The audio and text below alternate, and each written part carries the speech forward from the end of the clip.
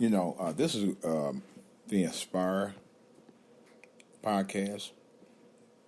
My name is DJ Wolf, of course. I just did a podcast just a minute ago. I posted for my DJ Wolf Live talking about my father passing away yesterday morning. Um, you know, my dad was a character. He was a man's man. I could tell you right up front. He always talked about himself in times in the third person. But sometimes some people might consider it as puffed up pride. But for me, I think when he did that, it was mainly for motivation or self motivation. My dad came up from a time where Jim Crow was still riding strong during his childhood. And he was in an environment where they still considered colored people as second-class citizens in the deep rural South, of the outskirts of Jackson, Mississippi, where you couldn't drink the same water fountains as white people. You couldn't go to school with them. You can't eat at the restaurants or sleep at the hotels or patronize the bars.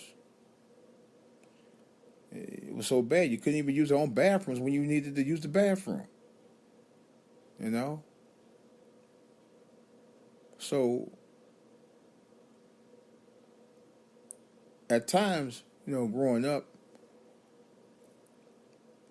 I might have not always understood why our parents were kind of like, a bit high strung, but it was their environment during that era that made them that way. That's the unfortunate part. But learning to respect them was something you were going to learn how to do in growing up in a 60s, 70s household. That's for damn sure. Because they earned it. They earned the fact that they had to endure the hardships of just being who they are because of people who didn't like who they were. And during that era, it made a lot of families stronger as a result of that because they know that your mothers and fathers grew up during that generation of where it was still illegal to even do the things that white people did in those patronizing places they went to. Where I have even heard as far back as 2005 in Mississippi, they still frown upon black people at night. They still harassed them and did all kinds of stuff to them at night. And this was in 2005 when I was in Jackson.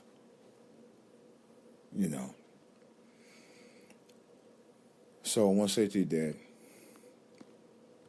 I love you. We may not ever always agreed on everything. There were a lot of things we did agree on. Some things I didn't agree with you on. But I love you because you was a ride-die father. And ain't too many fathers like that out here anymore. You used to tell me about that. And this is how I learned about a lot of the stuff that we talk about now. I learned about this when I was a little boy. Back in the 1970s. My dad always talked about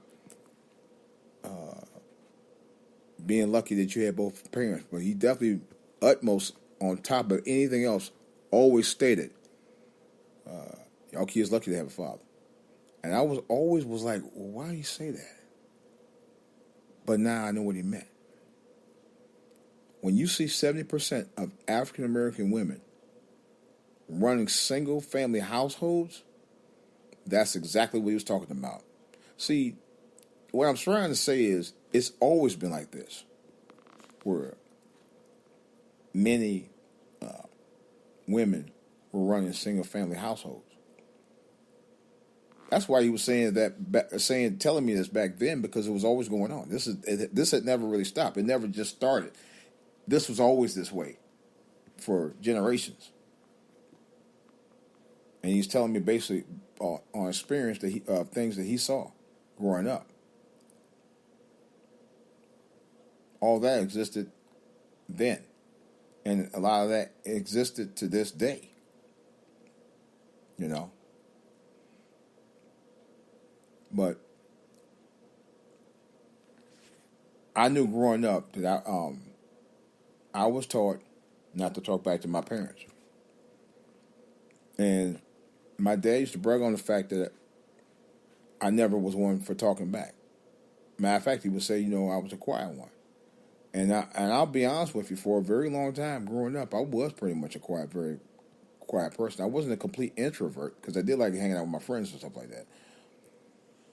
But when it came to home life, I never actually talked back to my folks. Matter of fact, it's probably a good thing I did, because if I did and they're talking to me and I'm trying to talk back, I'm never going to understand what point or message they were trying to convey to me about the stuff that I need to do and learn and understand. A lot of these kids that are here today, they don't do that anymore. Parents talking to them and they try to talk over the parents. And parents try to school you, you don't want to hear it. But and I told somebody this not long ago, I always gave my father the benefit of the doubt, whether he was right or wrong. I stopped to listen, because you never know what you're missing if you try to talk over him. Or when you try to talk over him and he pop you in the mouth because you don't want to hear it.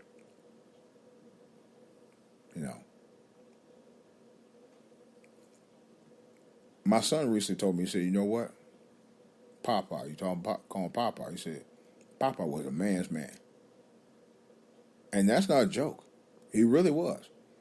And definitely a handyman of sorts. He could fix anything, man. I remember I was a little boy, back in the late 60s, early 70s, I used to watch him fix TVs. Work on cars, fix all kinds of stuff on cars. Working on a refrigerator, worked on the heater, washer and dryer. I seen him do it all. When it came to that, he was on his grind. He worked at a salt mine company for over 30 years. And it was under the lake in Cleveland, Ohio. Look it up. And that was very hard labor.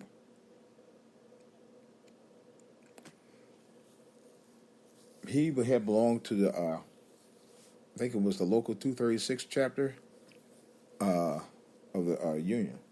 I forgot what union, which one union was. I think it was UAW or something. One of them. It was Big Union Cleveland. Was ran by none other than union boss Jackie Presser. Yeah, the Jackie Presser. Yeah, he ran in Cleveland for years. Jackie Presser was in all kinds of stuff, but that's another story. They later did a movie about Jackie Presser, by the way. But my dad belonged to that very union. My dad knew some. He knew some very powerful people. Matter of fact, he was one. Danny Green. If you heard about Kiss the Irishman, he was friends with him. He talked about. I remember him talking about. I know he talked about. I know he talked about Presser all the time, and Danny Green. Those two, and they were pretty well known Clevelanders at the time. But I always admired him. There may be things that I might not be able to do, or maybe things he thought I wasn't capable of doing that was as good as he was, or that I would ever measure up to what he did. But there's a lesson behind that, behind why he was like that with me. He always told me one thing when I was very young, back in the early 70s. He said, son, you got to be unique. I never forgot that. never forgot that lesson for the last 40 some odd years. And the reason why he said that, he was saying you have to be an original. You have to be yourself. You have to be who you are and create you. Do you, basically. Because if you're trying to be somebody else, you're a copycat. But if you're being unique, you're being a Rembrandt, a one of a kind. That's what being unique is all about. When he broke the mold, that was it. That was just you. It's like a Michael Jackson or a Prince. Anybody else after that try to copy those guys are copycats. The original was a creator. Our copycat was a duplicate. And there was one other thing. There was a guy. Matter of fact, I just known on Facebook. I went to high school with in Cleveland, or Max Hayes. Class 83, by the way. And I remember we was in school one day, and we got to talk about our families and stuff. And he said, and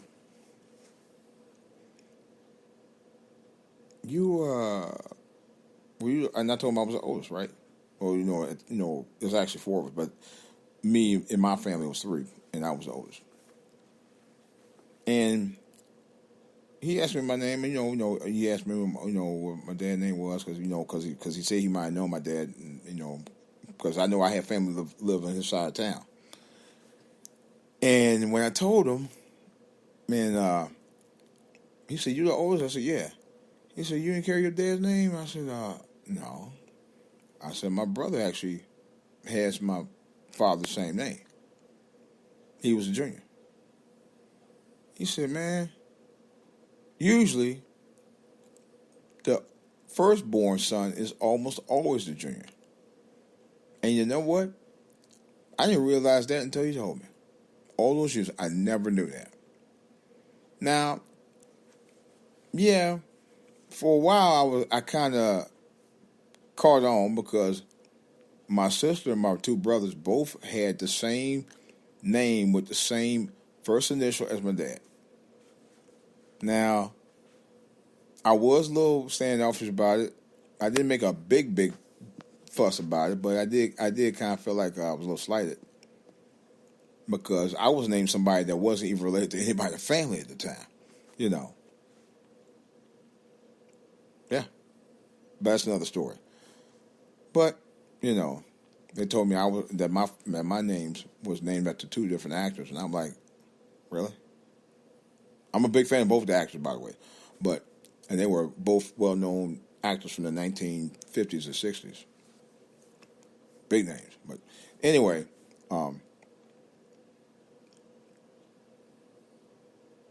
that was also a part of why I think my dad, later on told me about being unique. Be original, be a Rembrandt. Because even though if I had his name, his namesake as a junior, I still would have to be my own man, which comes to the focal point of him. He's always been his own man, and I never ever tried to challenge that because that's who he was. He was a man's man. He stand in the square on what he believed in, always. Actually, no, I might use this as a eulogy. Now I'm talking about it, but he always stood the square. Whether it be right or wrong, he always stood his ground. And wasn't afraid to back down. He wasn't backing down, rather. I'm sorry. He wasn't backing down. He wasn't one to back down.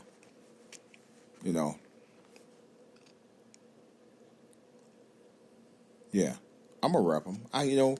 There's things I could say that, may not be coming of who he was. But that's not for me to do right now. Matter of fact, I'm not concerned about that. And they always say, it's not how you died. It's not how you suffered. But it's how you live. And that's why I want to rep him.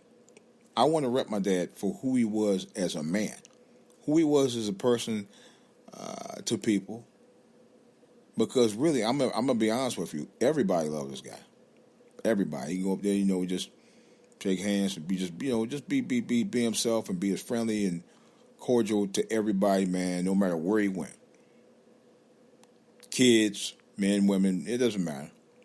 Boys, girls, man. Everybody, kind of was drawn to him. By his charm, his charisma, just by him being him. You know, nothing out the ordinary, just a regular person.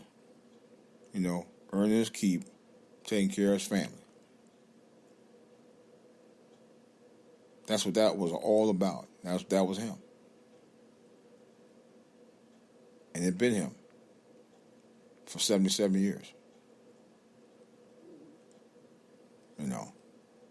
And like I said, I could always be unique because for me, being unique was Rembrandt. He wrote the book on being original. He